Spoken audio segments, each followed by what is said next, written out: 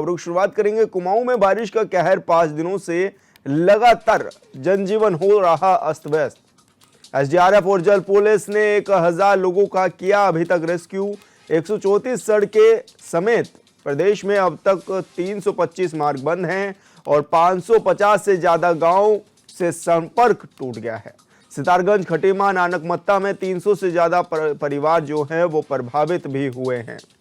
तो बड़ी खबर आपको बता रहे हैं, जहां पर जगह जगह भूस्खलन जैसी स्थिति भी पैदा हो गई है और कई गांव का संपर्क भी आपस में टूट गया है।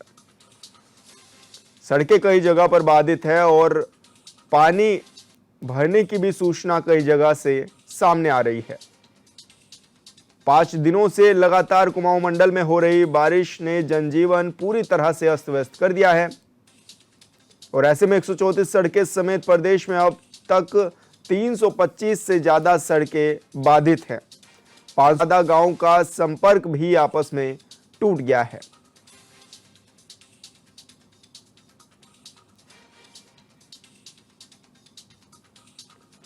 तो बड़ी खबर आपको बता रहे हैं, जहां पर संपर्क टूट गया है कई गांवों का आपस में और मौसम लगातार बाधा बना हुआ है। 5 दिनों से लगातार बारिश हो रही है जिससे जनजीवन पूरी तरह से अस्त व्यस्त हो गया है।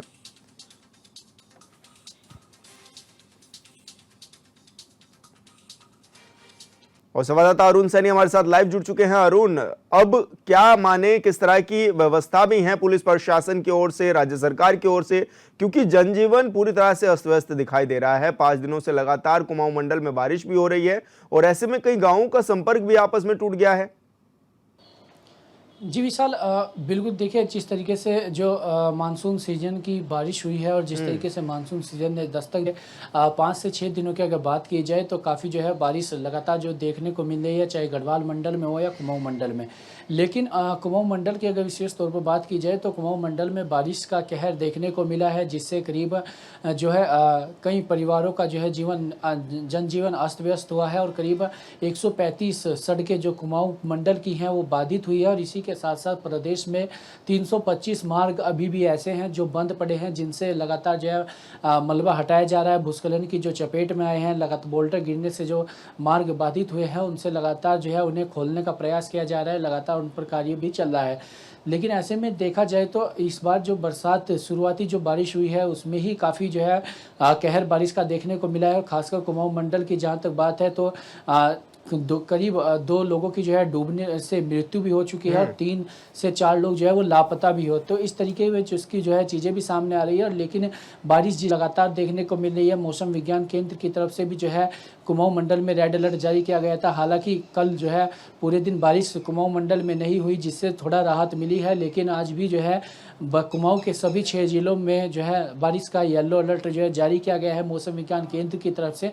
तो ऐसे में कुमाऊं मंडल में ज़्यादा जो है बारिश का कहर देखने को मिल रहा है। जिस तरीके से मार्ग भी बाधित हुए हैं और काफ़ी जो है नहरों में जो है पानी भी काफ़ी ज़्यादा कुमाऊं मंडल में आया है। तो ऐसे में कुमाऊं की अगर बात की जाए तो काफ़ी जो है कहर बारिश ने बरपाया। इसी के साथ साथ चारधाम यात्रा भी चल रही है। चारधाम यात्रा को लेकर भी जिस तरीके से काफ़ी उसमें भी दिक्कतें सामने आई है। जिस तरीके से मार्गों पर जो है बोल्डर गिरने से, भूस्खलन होने से जो मार्ग बाधित हुए हैं उसको देखते हुए चारधाम यात्रा पर एक दिन के लिए रोक भी लगाई गई थी। हालांकि फिर से जो है चारधाम यात्रा को शुरू किया गया। ऐसे मौसम विज्ञान केंद्र की तरफ से ये भी कहा गया है कि अगर किसी को ज़रूरी ही है चारधाम यात्रा करना या किसी को बाहर जाना ज़रूरी है तो ही जोखिम वो ना ले या ऐसी जगहों पर ना जाए जहाँ पर उनकी जो है ज़िंदगी को भी खतरा हो सकता है। तो इस तरीके की लेकिन बात की जाए तो व्यवस्थाओं की जहाँ तक बात है, तमाम व्यवस्थाएं जो है की जा रही है। यात्रा मार्ग पर भी पुलिस बल तैनात किया गया है, सुरक्षा बलों की तैनाती जो है वहाँ पर की गई है और जो मार्ग है उन पर भी पुलिस बल जो है पूरा मुस्तैद है। और वहीं जब जिस तरीके से कई गांवों का संपर्क कुमाऊं मंडल में टूटा, वहां पर भी एसडीआरएफ की टीम ने मोर्चा संभाला और करीब 1,500 से अधिक लोगों को जो है वो रेस्क्यू एसडीआरएफ के द्वारा किया गया। जिस तरीके से लोगों के घरों में पानी भरा। उधम सिंह नगर की बात की जाए तो लोगों को विद्यालय में ठहराया गया जिस तरीके से जब उनके घरों में पानी भरा। तो यानी कि कुमाऊं मंडल में अगर पूरा देखा जाए 6 के 6 जिलों में तो बारिश से काफ़ी जो है कहर कुमाऊं मंडल में देखने को मिला है। नहरों को भी नुकसान हुआ है, नालों खालों को भी जो है उससे नुकसान हुआ है। और ऐसे में बारिश आगे किस तरीके का रुख अपनाती है, किस तरीके से बारिश होती है, ये भी देखने वाली बात होगी। लेकिन हालांकि व्यवस्थाओं की बात हो की तरफ से तमाम व्यवस्थाएं जो है वो की जा रही है। लगातार जो मशीनें हैं वो लगाई गई है और 100 से अधिक मशीनें जो है लगातार जो मार्ग बाधित है उनसे मलबा हटा रही है।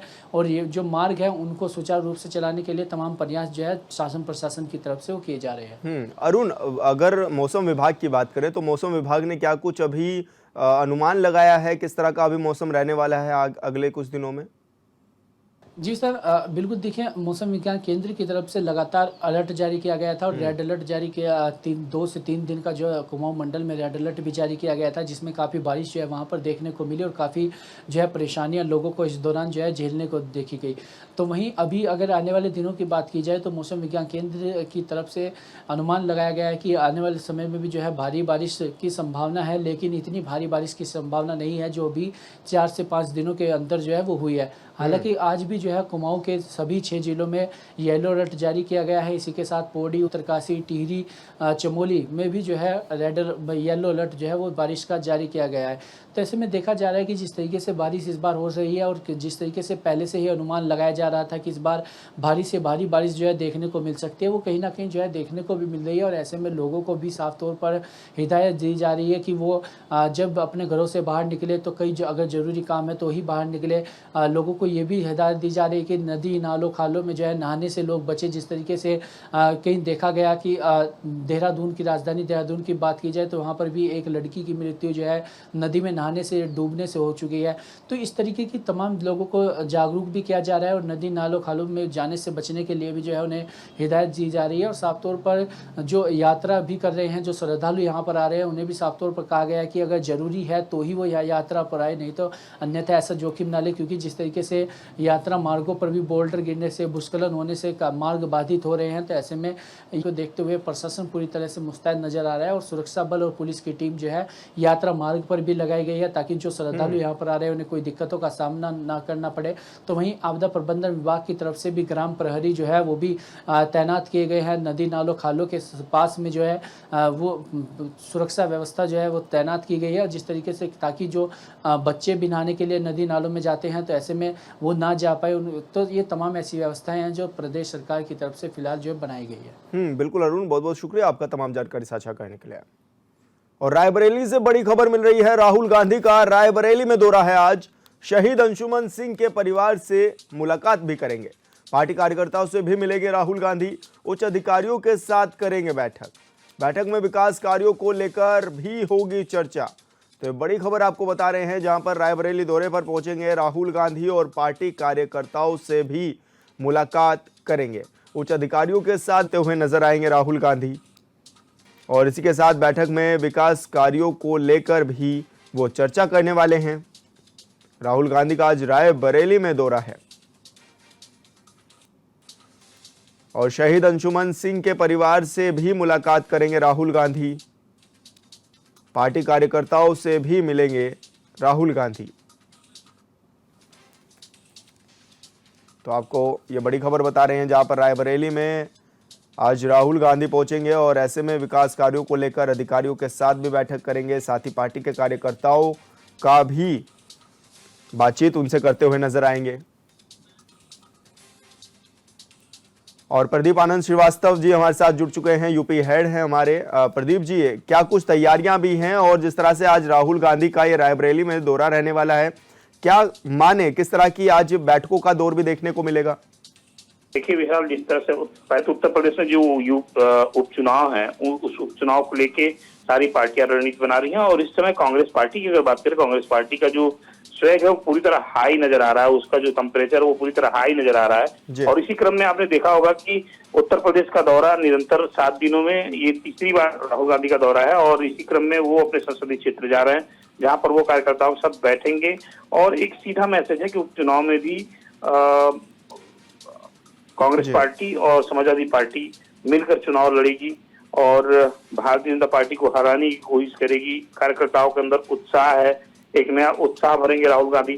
क्योंकि उत्तर प्रदेश में कांग्रेस अपने अस्तित्व को तलाशने में लगी है, तो निश्चित रूप से जो दौरे हैं उत्तर प्रदेश के वो बड़े लेवल पे हो रहे हैं, काफी ज्यादा हो रहे हैं और देखने वाली बात यह है कि इंदौरों में जो आम आदमी है वो भी कांग्रेस से जुड़ता हुआ नजर आ रहा है।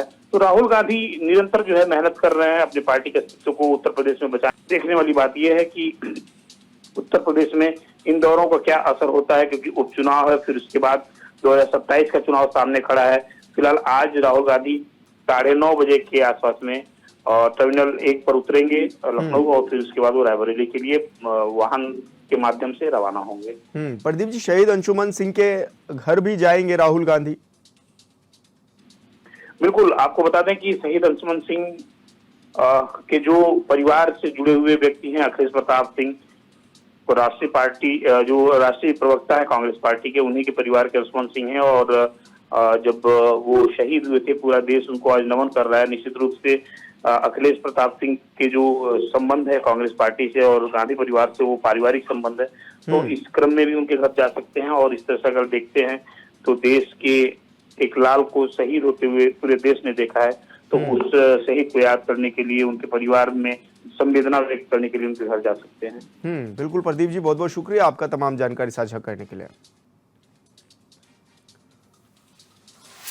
और मेरठ से बड़ी खबर, मसाज पार्लर पर पुलिस की छापेमारी। पुलिस को मिली गलत कामों की शिकायत। स्थानीय लोगों की शिकायत पर पहुंची थी पुलिस और मसाज पार्लर में काम करने वाली लड़कियों जो हैं वो मौके से फरार हो गई हैं। पुलिस ने मौके पर पहुंचकर पार्लर को सील भी किया है और गैलेक्सी यूनिसेक्स के नाम से चल रहा था पार्लर। कुछ लोगों को हिरासत में लेकर पुलिस पूछताछ भी कर रही है।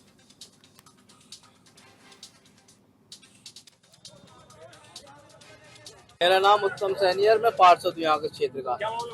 यहाँ पर सूचना मिली थी कि यहाँ पर एक हेयर सैलून के नाम पर मसाज पार्लर चल रहा है, जिसकी सूचना हमने पहले उसकी जानकारी की थी। पता लगा कि इस पर पहले छापा पड़ा 15-20 दिन पहले, तो उसके पुलिस के द्वारा से बंद कर गया था यहाँ पे। फिर उसके 8-10 दिन ये बंद रहा, उसके बाद ये 5-6 दिन से दोबारा चालू हो चुका है। यहाँ पर हमें इसकी सूचना मिली, लोगों ने कहा कि भाई यहाँ पर लड़के आते हैं मसाज पार्लर के नाम पर, यहाँ गलत धंधा चलता है। तो हमने सूचना पता लगी तो हमने एक लड़के को अंदर भेजा। तो वो लड़का जब अंदर गया तो उससे सीधा रिसेप्शन पर जाकर उससे कहा गया कि आप क्या कराना है। तो उन्होंने कहा जी मुझे मसाज करानी। तो उससे 800 रुपये लिए गए और 7-8 लड़कियों को बाहर बुलाया और उनसे कहा कि इसमें से कोई सी भी लड़की सिलेक्ट कर लो। बहराइच पहुंचे जल शक्ति मंत्री स्वतंत्र देव सिंह ने घाघरा नदी पर बने बांध का निरीक्षण भी किया है। इस दौरान स्वतंत्र देव सिंह ने कहा कि प्रदेश में 338 परियोजनाएं चल रही हैं जो कि समय से पूरी हो चुकी हैं। उन्होंने ये भी बताया कि कहीं भी ज़्यादा हानि ना हो, इसके लिए सीएम योगी ने मॉनिटरिंग कर दिशा निर्देश भी दिए हैं। आगे स्वतंत्र देव सिंह ने कहा है कि राहत कार्यों को लेकर भी हमारे सभी प्रक्रियाएं पूरी हो चुकी हैं, चाहे टेंडर की व्यवस्था हो या फिर रखरखाव, सभी व्यवस्थाओं को अलर्ट मोड पर रखा गया है।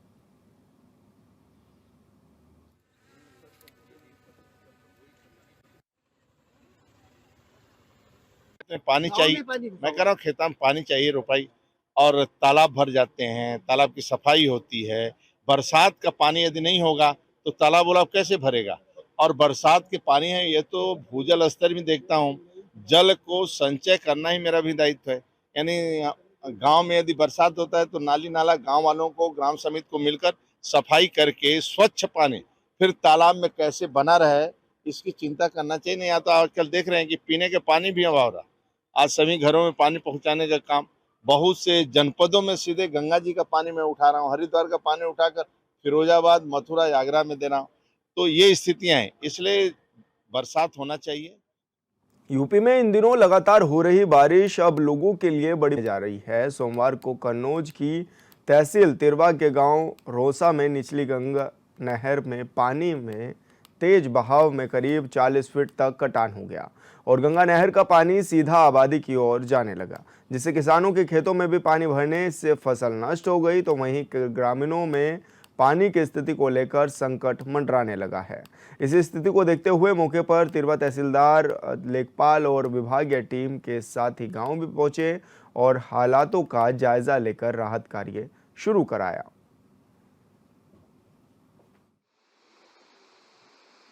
हाँ, सुबह लगभग 5:30 बजे अपर जिलाधिकारी महोदय कन्नौज द्वारा फ़ोन करके निर्देश दिया गया कि तहसील तिरवा के ग्राम रौसा में नहर में कटान हो गई है, जिससे गांव प्रभावित हो रहा है, कृपया तत्काल दिखवा। उप के क्रम में क्षेत्रीय लेखपाल के द्वारा तुरंत मौके पर, और जो निचली गंग नहर का एक सेक्शन है वहाँ पे रौसा गांव के पास वो नहर कटी हुई थी, तो दाएं तरफ से लगभग 40 फीट कट गया था, तो गांव में पानी जा रहा था। हालांकि आबादी काफ़ी सुरक्षित है, क्योंकि पानी का जो फ्लो है, प्रवाह है, वो कई दिशाओं से है, तो पानी जो है वो बढ़ गया है। वहाँ पर धान की कुछ पौध वगैरह हैं, हालांकि अभी वो विजिबल नहीं दिख नहीं रहा है, वो तो डिस्टर्ब हुआ है। कोई जनहानि नहीं है, कोई पशु हानि नहीं है। 2 दिनों तक लगातार हुई बारिश और पड़ोसी मुल्क नेपाल में भारी मात्रा में पानी छोड़ने से सिद्धार्थनगर जिले में बाढ़ जैसे हालात पैदा हो गए। जिले के शोहरतगढ़, इटावा, डुमरियागंज तहसील के दर्जनों गांव, मरूड और सैकड़ों एकड़ धान की फसल भी बर्बाद होने के कगार पर पहुंच गई है। सिद्धार्थनगर जिला हर साल बाढ़ की विभीषिका को झेलता है। जब भी नेपाल में पहाड़ों पर बारिश होती है तो जली राप्ती और बूढ़ी राप्ती, बाणगंगा नदियों में उफान पर आ जाती हैं और मौजूदा समय में बाढ़ प्रभावित क्षेत्रों में रहने वाले लोगों के लिए आने जाने से लेकर खाने पीने की चीज़ों के लिए भी काफ़ी परेशानियों का सामना करना पड़ता है। वहीं जिलाधिकारी का कहना है कि नाव की पर्याप्त व्यवस्था कर ली गई है, प्रशासन हर स्थिति से निपटने के लिए तैयार है।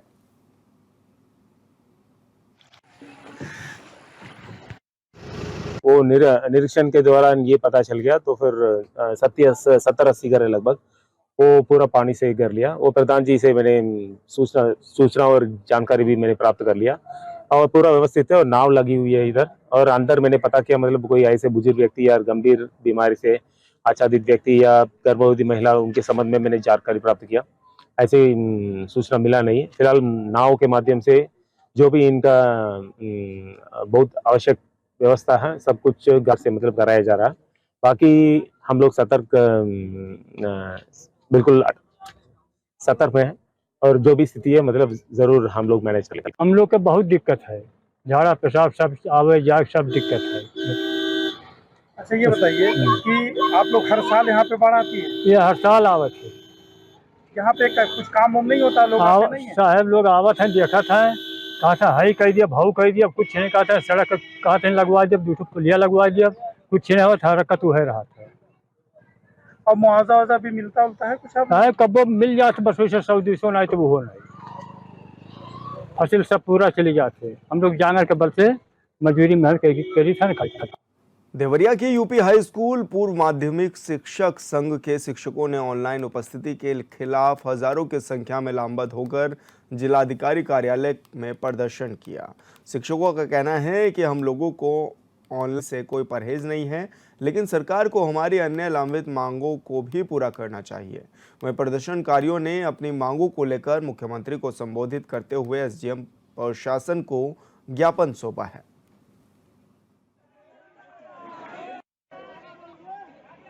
जो बेसिक शिक्षकों पर डिजिटल हाजिरी का और छात्रों के एमडीएम का जो डिजिटल दबाव बनाया जा रहा है, उसके विरोध में हम लोग आज धरना प्रदर्शन किए हैं। सरकार को यह संकेत है कि जब तक हमारी समस्याओं का समाधान नहीं किया जाएगा, तब तक हम पूर्ण रूप से इस डिजिटल व्यवस्था का विरोध करते रहेंगे। हम लोगों का ऐसे विरोध अनवरत जारी रहेगा जब तक हमारी समस्याओं का समाधान नहीं किया जाएगा। जैसे कि हमको 15 हाफ डे दिया जाए, TCL दिया जाए, जो अन्य राज्य कर्मचारियों को सुविधा दी जाती है, वह सारी सुविधाएं हमारे बेसिक के अध्यापकों को भी दी जाए। उसके बाद इस सबसे बड़ी समस्या यह है कि प्रदेश के एक अकेला बेसिक शिक्षा विभाग है जहां यह डिजिटल व्यवस्था लागू की गई है। ऑनलाइन उपस्थिति और डिजिटलाइजेशन के खिलाफ राष्ट्रीय शैक्षिक महासंघ के प्रांतीय नेतृत्व ने माननीय मुख्यमंत्री को संबोधित ज्ञापन जो है जिलाधिकारी महोदय के लिए निर्देशित किया, के माध्यम से भेजने के लिए निर्देशित किया है। उसी निर्देश के क्रम में आज जनपद देवरिया राष्ट्रीय शैक्षिक महासंघ के आह्वान पर एक दिवसीय जो है ये विरोध प्रदर्शन और ज्ञापन कार्यक्रम रखा गया है, जिसमें जिलाधिकारी महोदय के माध्यम से डिजिटलाइजेशन और ऑनलाइन उपस्थिति के विरोध में ज्ञापन सौंपा जाएगा।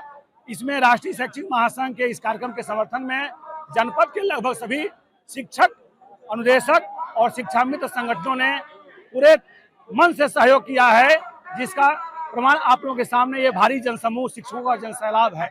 डिजिटल हाजिरी जो है ऑनलाइन हाजिरी उसका विरोध कर रहे हैं। हम ये चाहते हैं, हमको सरकार के किसी भी आदेश से कोई ऐसी भावना नहीं है कि हमको नहीं करना है, कोई भी विरोध नहीं है। विरोध इसलिए है कि हमारी मांगों पर, हमारी समस्याओं पर सरकार बिल्कुल ध्यान नहीं दे रही है। हमारे प्रदेश नेतृत्व से या हम लोगों का जो भी मांग है सरकार मान ले और फिर हम लोग ऑनलाइन। कानपुर शहर के प्रतिष्ठित मधुराज अस्पताल के डायरेक्टर समेत 8 डॉक्टर्स के खिलाफ मुकदमा दर्ज किया गया है। दरअसल कानपुर के स्वरूप थाना क्षेत्र में रहने वाले रिटायर्ड जवान की पत्नी का इस अस्पताल में इलाज चल रहा था। आरोप है कि डॉक्टरों की लापरवाही से उनकी पत्नी की मौत हो गई। इसी मामले में पुलिस अस्पताल के डायरेक्टर समेत 8 डॉक्टर्स के खिलाफ जांच भी कर रही है।